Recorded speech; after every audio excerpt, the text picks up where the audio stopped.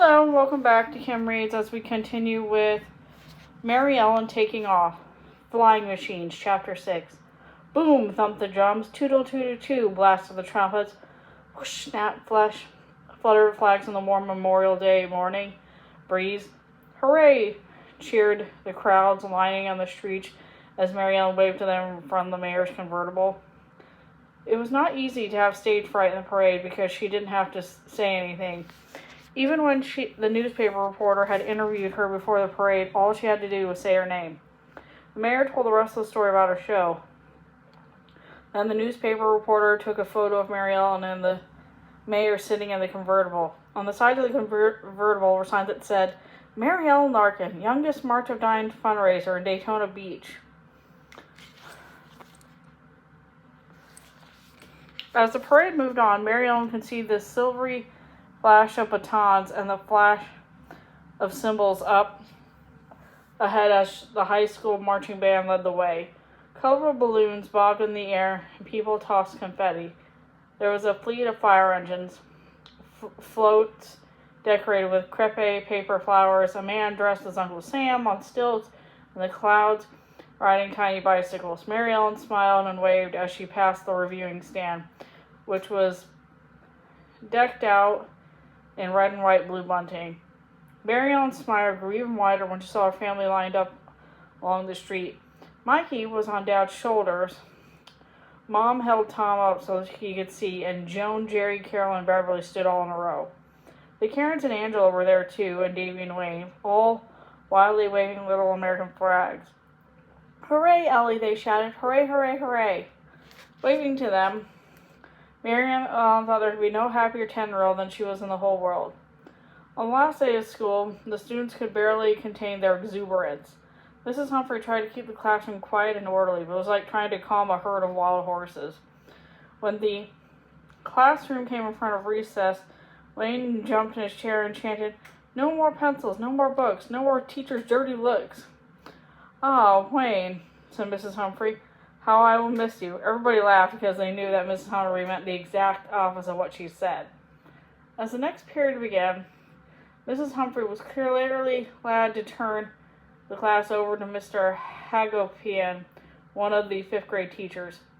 Mr. Hagopian stepped forward and spoke to the class.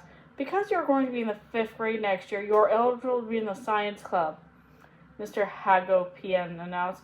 I hope you will join because the Daytona Beach School District is sponsoring a science contest and our school is hosting it. Students can team up today and then leave their projects during the summer. In the fall, the projects will be judged and the winners will be chosen. He paused for dramatic effect and said, Students in the contest will invent a flying machine.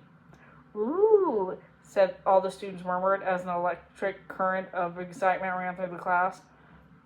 Recently, a rocket had been launched into outer space from Cape Canaveral, which is not far from Daytona Beach, so about everybody was fascinated by the notion of rockets.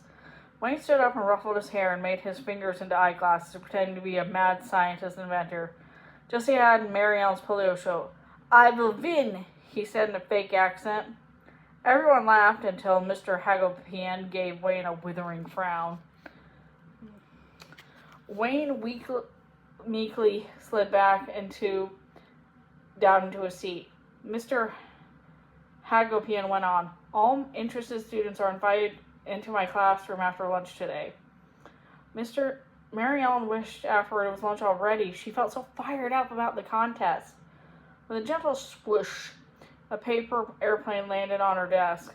Maryellen knew it was from Davy. She turned around and grinned at him. Davy had always been interested in airplanes and things that fly, and Maryellen always loved a challenge to her imagination. So without saying a word, they knew they would both join the science club. But at lunch, Maryellen's other friends had lost words to say, most the discouraging ones, when she announced, I am so excited about the science contest. Why on earth would you want to do an extra science project of all things, said Karen Thames. I mean, giving yourself homework over the summer? I would take part in the contest, said Karen Stolman, the other Three girls slid sideways across one another. They knew that Karen Stolman liked to copy Maryellen. But what with Girl Scout camp, swimming lessons, and ballet, Karen went on, I'm going to be busy.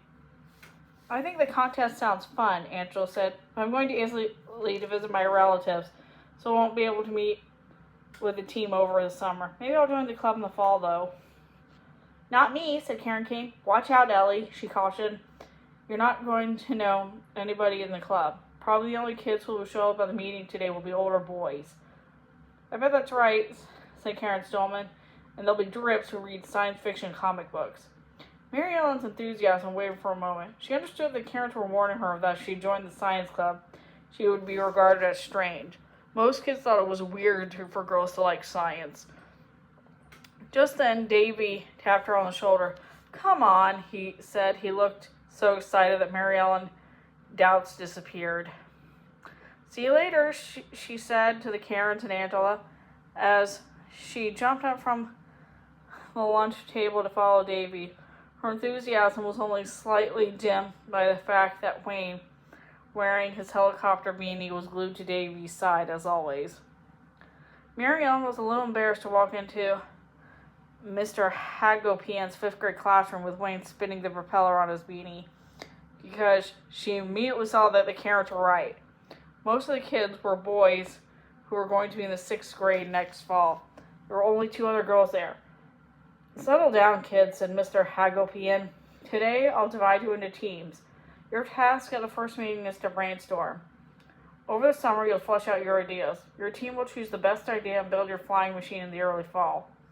And then you'll be ready for the contest. Any question? A big boy called out, Is it true that the contest winners will be interviewed on television? Mr. Hagopian nodded. I'm sure they will. Well, thought Miriam, that settles it. All her life she had dreamed of being on television. Now she was more excited than ever. Mr. Hagopian divided the kids into 2 teams, and Maryellen found herself the only girl on the team with Davy, Wayne, and 4 other boys. A tall boy named Skip immediately took control. Okay, guys, he said, looking only over at the 5th grade boys as if Maryellen, Davy, and Wayne were invisible.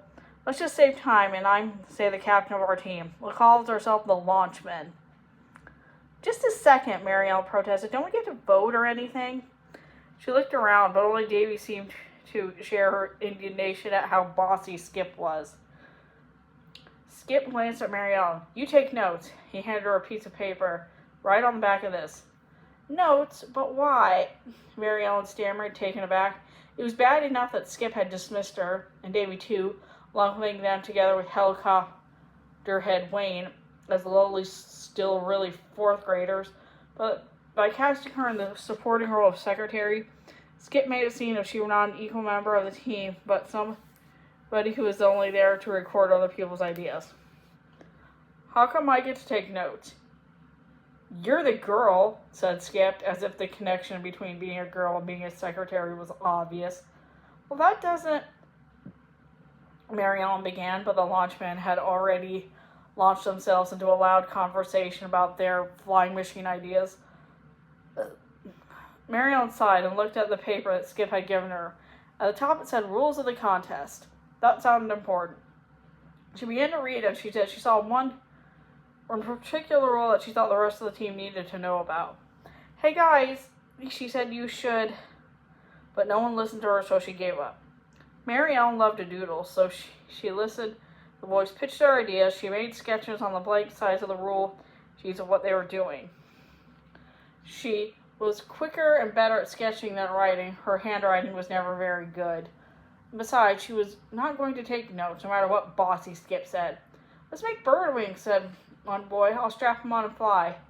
Let's make our flying machine in the shape of a football and throw it, said another boy, demonstrating his throwing arm. Let's build a kite and then cut off the string when it's flying high and yet high, said Davy. That's baby stuff, scoffed another boy. Let's build a B-52 bomber. Or a helicopter, Wayne contributed, flicking the propeller on his beanie to make it spin and pretending to be lifted up. Wait, what? Said Maryellen, dismayed at how bad the ideas were.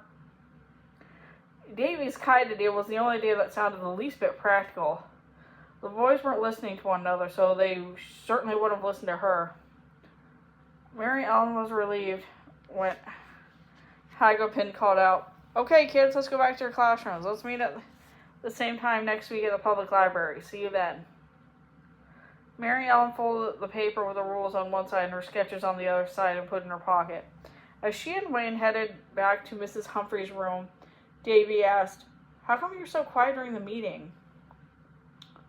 Maryellen shrugged. "I did have a few ideas, but it seemed like if I suggested them, the big boys would shoot them down." "I don't think any of their ideas will work," said Davy. "We got to come up with an idea that's better if our rocket's going to take off."